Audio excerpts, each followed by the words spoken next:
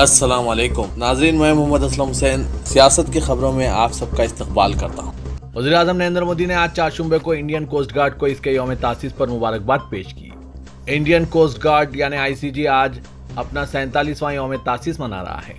नरेंद्र मोदी ने ट्वीट करते हुए लिखा कि तमाम कोस्ट गार्ड एहलकारों को इनके यौम तासीस पर मुबारकबाद। हिंदुस्तानी कोस्ट गार्ड अपनी पेशेवाराना महारत और हमारे साहिलों को महफूज रखने की कोशिशों के लिए जाना जाता है। मैं इनके मुस्तकबिल की कोशिशों के लिए इन्हें अपनी नेक ख्वाहिशात भी पेश करता हूँ। जम्मू कश्मीर हुकाम ने बताया कि एक दिन पहले मुख्तसर तौर पर खोलने के बाद जम्मू श्रीनगर कौमी शाहराह को आज 4 शुंबे के रोज बानेहाल में सड़क पर मिट्टी के तोड़े गिरने की वजह से दोबारा गाड़ियों की आमदोरफ्त के लिए बंद कर दिया गया। एक ट्वीट में जम्मू कश्मीर ट्रैफिक पुलिस ने कहा, जम्मू श्रीनगर नेशनल हाईवे रामपारी बानेहाल में मुसलसिल मिट्टी के टोड़े और पथराव की वजह से इसे मजबूत कर दिया गया है। इससे कबल चंद्रकोट और बानेहाल के दरमियान कई मुकामात पर बारिश की वजह से पथराव और मिट्टी के तोड़े गिरने की वजह से अहम शाहराह लगातार 2 दिन तक बंद रही थी और मंगल को कुछ देर के लिए इसे खोला गया था। हाईवे खुश्की से घिरी वादी की लाइफलाइन है और कश्मीर को मुल्क के बाकी हिस्सों से जोड़ने वाली मरकजी सड़क है। सदर जमहूरियत द्रौपदी मुर्मू ने कहा कि मुल्क में एक मुस्तहकिम, बेखौफ और फैसलाकुन हुकूमत है जो विरासत के साथ साथ विकास यानी तरक्की पर जोर दे रही है और तमाम तबकात के लिए बगैर किसी इम्तियाज के काम कर रही है। बजट इजलास के पहले दिन पार्लियामेंट के मुश्तरका इजलास से अपने अवलिन खिताब में द्रौपदी मुर्मू ने करप्शन के खिलाफ हुकूमत की बिलातकान लड़ाई के बारे में बात की, जो जमहूरियत और समाजी इंसाफ का सबसे बड़ा दुश्मन है। उन्होंने जोर देकर कहा कि हिंदुस्तान को 2047 तक खुद मुख्तफी बनना होगा और अपनी इंसानी जिम्मेदारियों को पूरा करना होगा। उन्होंने कहा कि 2047 के हिंदुस्तान में कोई गुर्बत नहीं होनी चाहिए और मुतवस्सित तबके को भी खुशहाल होना चाहिए। हिंदुस्तान की पहली कबायली सदर ने अपनी ज़ायदत 1 घंटा तवील तकरीर में कहा कि नरेंद्र मोदी ज़ेर क़यादत हुकूमत ने हमेशा कौमी मफाद को अवलीन तरजीह दी है। सुप्रीम कोर्ट ने आज सहाफ़ी राना अय्यूब की एक दरख्वास्त पर अपना फैसला महफूज कर लिया, जिसके जरिए मनी लॉन्ड्रिंग केस में गाजियाबाद की खुसूसी अदालत की जानिब से जारी करदा समनों को चैलेंज किया गया है। जस्टिस वी रामा सुब्रमण्यम और जस्टिस जेपी पारदीवाला ने कहा कि वो इस दरख्वास्त पर अहकाम सादिर करेगी। मुकदमे की समाअत के दौरान एडवोकेट वृंदा ग्रोवर राना अय्यूब की तरफ से पेश हुई और कहा कि क्या एक ऐसे तरीक़ेकार के जरिए कानून की रूह से मिजाज नहीं है? क्या राना अय्यूब को शख्सी आज़ादी से महरूम किया जा सकता है? उन्होंने बताया कि मुबैना जुर्म का मुंबई में इर्तिकाब किया गया है, लिहाजा इस मामले की समाअत गाजियाबाद की खुसूसी अदालत के दायरे इख्तियार से बाहर है। अडानी ग्रुप के मालिक गौतम अडानी 2022 में ज्यादा से ज्यादा दौलत कमाने के मामले में सुर्खियों में छाए हुए थे, लेकिन नया साल शुरू होते ही लगता है कि बुरी खबरों ने इनका घर देख लिया है, क्योंकि अमेरिकी रिसर्च कंपनी हिंडनबर्ग की रिपोर्ट सामने आते ही गुज़िश्ता एक हफ्ते में इन्हें नुकसान दर नुकसान झेलना पड़ा है। अब यह खबर सामने आई है कि वो दुनिया के टॉप 10 अमीर तरीन अफराद की फहरिस्त में भी शामिल नहीं है। एक तरफ हिंडनबर्ग की रिपोर्ट से अडानी के शेयर जमीनबोस हुए हैं, तो दूसरी तरफ अडानी दुनिया के टॉप 10 अमीर अफराद की फहरिस्त से बाहर हो गए हैं। अब वो 12वें नंबर पर पहुंच गए हैं। आम आदमी पार्टी और तेलंगाना की हुक्मरान जमात भारतीय राष्ट्र समिति ने पार्लियामेंट में सदर जमहूरियत द्रौपदी मुर्मू के खिताब का बाइकआउट किया। आम आदमी पार्टी के रुकने पार्लियामेंट संजय सिंह और बीआरएस लीडर केशव राव ने इस सिलसिले में एक मुश्तरका प्रेस कॉन्फ्रेंस में तफसीली गुफ्तगू की। उन्होंने कहा कि सदर के खिताब में हुकूमत के तहरीर करदा ऐलानात और झूठे दावे और वादे होते हैं, इसी वजह से हमने सदर जमहूरिया के खिताब का बाइकआउट किया है। बीआरएस लीडर ने कहा कि पार्टी ने बीजेपी हुकूमत की सभी मिहाज पर नाकामी के खिलाफ पार्लियामेंट के दोनों ऐवानों के मुश्तरका इजलास में सदर की तकरीर के बाइकआउट का फैसला किया। कांग्रेस लीडर राहुल गांधी ने दरगाह हजरत बल में हाजिरी दी। इत्तलात के मुताबिक राहुल गांधी ने मंगल के रोज आसार शरीफ दरगाह हजरत बल में हाजिरी दी। उनके हमरा पीसीसी चीफ वकार रसूल वानी और कांग्रेस के सीनियर लीडरान भी मौजूद थे। इससे कबल राहुल गांधी ने प्रियंका के हमरा गंडरबल जाकर वहां माता खेर भवानी मंदिर में माथा टेका और पूजा पाठ की।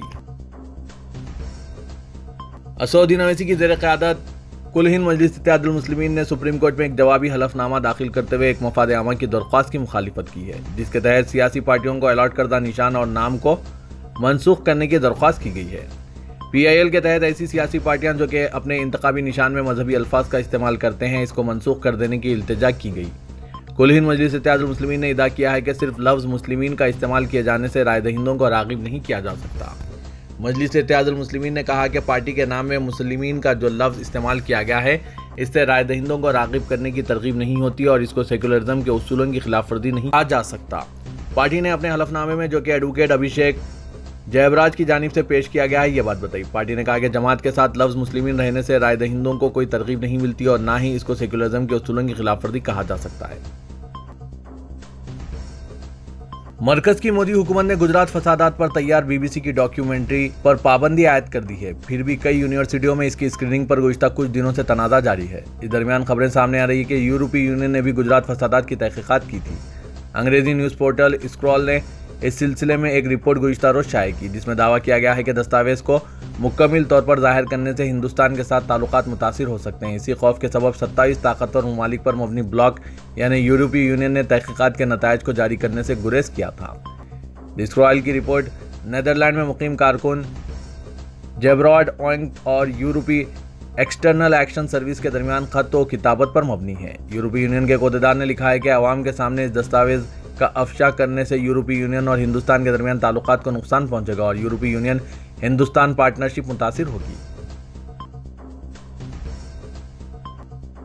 शहर हैदराबाद के गोशा महल के बीजेपी के मुअत्तल रुकने असेंबली राजा सिंह को मुंबई में की गई नफरत अंगेज तकरीर पर मंगलहाट पुलिस ने नोटिस जारी की है। स्टेशन हाउस ऑफिसर मंगलहाट ने 30 जनवरी को विजयनुमाई नोटिस जारी करते हुए पीडी एक्ट की बर्खास्तगी के मौके पर तेलंगाना हाईकोर्ट की जानिब से आयद करदा शराइत की खिलाफवर्जी पर वजाहत तलब की है।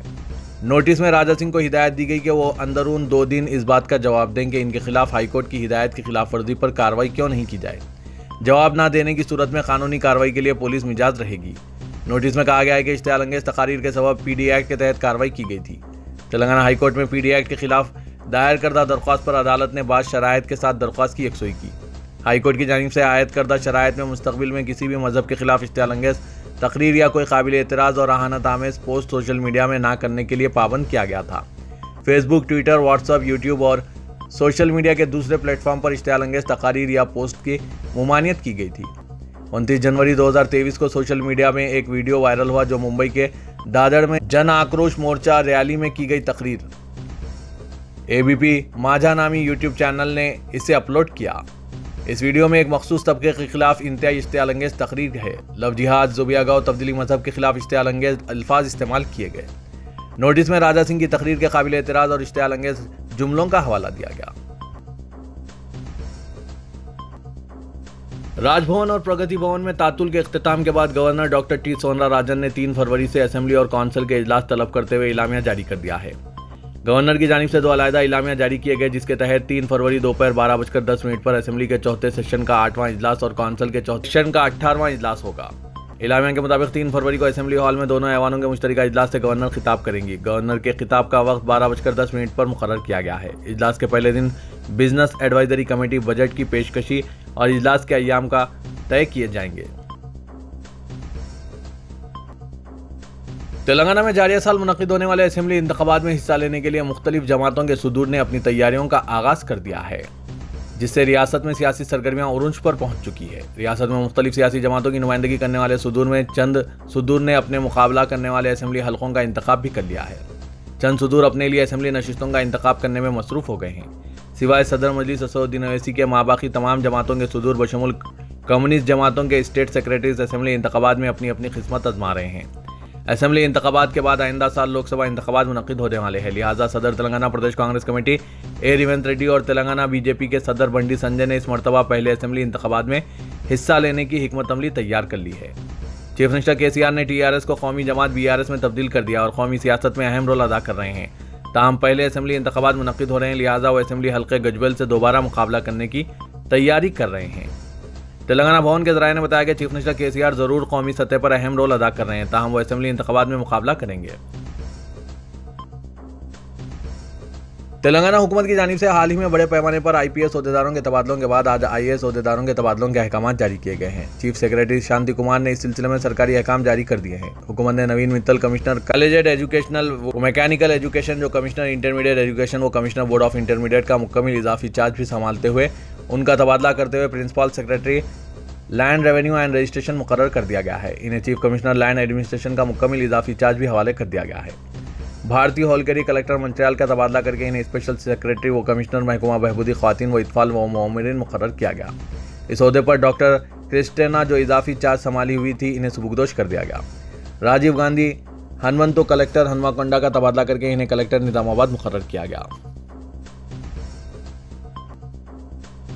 तेलंगाना के जहीराबाद में जेर तामीर मिनी हज हाउस के लिए तेलंगाना स्टेट हज कमेटी से 1 करोड़ रुपए जारी किए जाएंगे। इस मिनी हज हाउस में ख्वातीन के लिए टेलरिंग और नौजवान लड़कों के लिए तालीम व तरबियत का इंतजाम किया जाएगा। चूँकि किसी भी हज हाउस में 1 साल तक हज कैंप की सरगर्मियां नहीं रखी जाती और हज कैंप सिर्फ 2 या 3 माह तक ही महदूद रहता है, इसलिए ख्वातीन व नौजवानों के मुस्तकबिल को मद्देनजर रखते हुए मिनी हज हाउस को दूसरे बामकसद कामों के लिए इस्तेमाल किया जाएगा।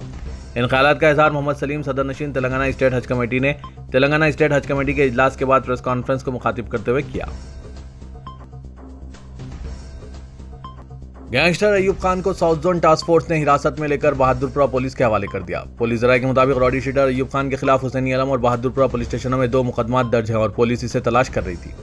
मौसूख जराये के मुताबिक साउथ जोन टास्क फोर्स ने अयूब खान को हिरासत में ले लिया और इन्हें बहादुरपुरा पुलिस के हवाले कर दिया। पुलिस ने अयूब खान को 41A CRPC के तहत नोटिस जारी किया है। इम्कान है कि अयूब खान की गिरफ्तारी की पुलिस की जानिब से तस्दीक की जाएगी और इन्हें अदालती तहवील में दे दिया जाएगा।